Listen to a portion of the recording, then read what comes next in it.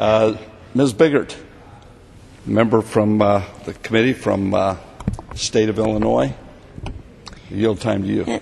Thank you. I thank the gentleman from California, Mr. McKeon, for facilitating this discussion on the 25th anniversary of President Reagan's A Nation at Risk report and the importance of education to our economic future. And I appreciate your leadership on the Education and Labor Committee. I can't think of a more appropriate event than the 25th anniversary of the report, A Nation at Risk, to review our education system and our global competitiveness. I think this report outlined the dire consequences if we, as a nation, failed to improve our schools. And in the 25 years since that warning, a number of things have changed, but we still face many of the same concerns raised by the report. I remember well when this report came out. In fact, I was president of my local high school school board at the time, and I know how devastated we were to find out how badly we were doing, because I had really, people asked me why I wanted to be on the school board. I wanted to be on the school board because I wanted to make sure that my children got the best education available, and I wanted to work to make sure that that happened. So I was concerned about this, and I thought back of my family, and the thing that was always so important to our family was education. And in fact, my father told all of us, there were four of us, that education was the most important thing. And if you got a good education, you could do most anything that you wanted. I don't think I would be here if it hadn't been for that. But he also was a very great man, and he said, and I'll pay for it. Now, when you look back at that time, it wasn't as expensive, and we think of all of our kids and grandchildren in schools now. But my older sister went to medical school.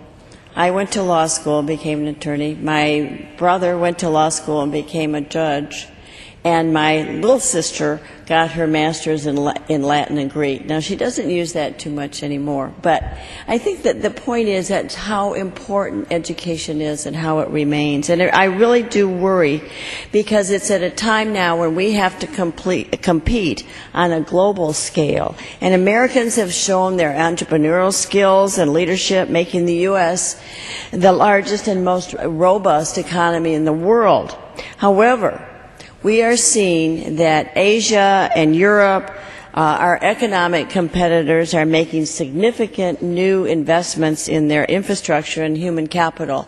And in a recent report, The Gathering Storm, and looking at what's happening, this report shows that their investments, our competitors' investments, are beginning to pay off, and they are challenging the U.S. leadership in sciences, no matter how it's measured, by the number of patents. They're having more and more patents that they're gaining. Articles written in the scientific journals, Nobel Prizes won, and percentage of the gross domestic product dedicated to research and development, and even the number of degrees. And we all know that our graduate schools have been filled with graduate students who have come from foreign countries, and in the past they've been staying in our country. Now we're seeing the brain drain with them leaving. So despite the evidence that passed on science and education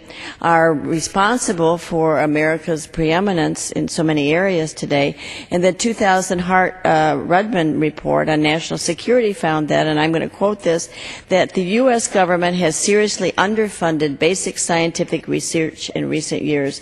The quality of U.S. education system, too, has fallen well below the scores of other nations. And in fact, in one of the reports, we find that with countries, we rank number 28. That's 28 under all of these other countries for our educational system. So I believe that now, more than any time in our history, we are at a crossroads. The economic prosperity of this country is the product of our well-trained workforce, and if the United States is going to be able to continue as the economic leader and have the creativity and innovation that we need in technology, we have to ensure that our current and future workers have the tools necessary to compete. So there's not a quick fix to this problem, but there's no question that by providing the quality education to the next generation of workers that we're going to ensure the success of our country. And without a well-trained workforce, we could see employers moving the best jobs to other countries while workers have the skills necessary the skills necessary to perform that work. So we can't allow this to happen.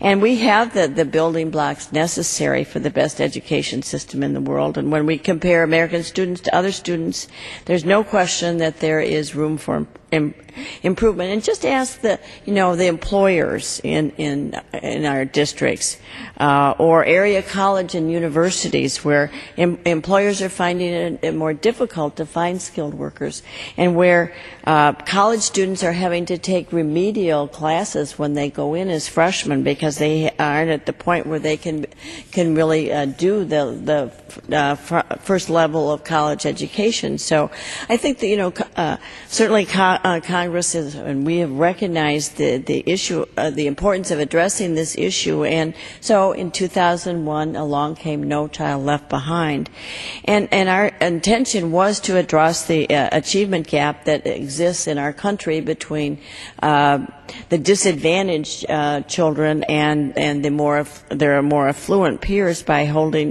the states and schools accountable for education of all students.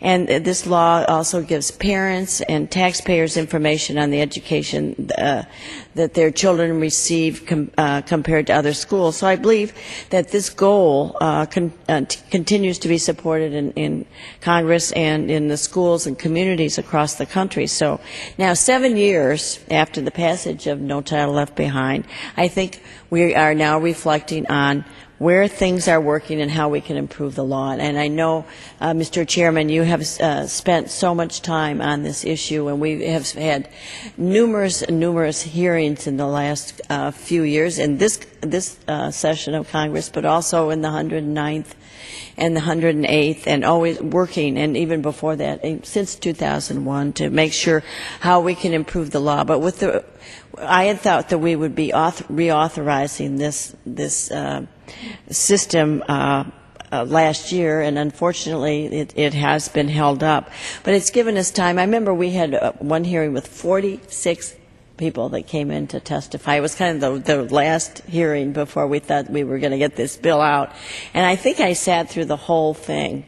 But it was and we've also, I have, and a lot of the other members have held round tables in our districts to talk to superintendents, to talk to teachers, to talk to parents, to talk to businesses, to talk to Chamber of Commerce's, to talk to students as well, and the community, because that's what it takes to make our schools that are going to make them the best that we can have. So I think that this discussion tonight will demonstrate the need to reauthorize No Child Left Behind sooner rather than later, and I guarantee that our international competitors are not waiting for the U.S. to catch up. And I think that we need to really proceed, and really with the hope that everyone will realize that education is the basis of everything that evolves, for our children and our grandchildren to be a success and have a very successful life and really contribute to our country in moving ahead. So I'd like to thank you for hosting this discussion tonight, and with that I will yield back so that some of our other members have an opportunity.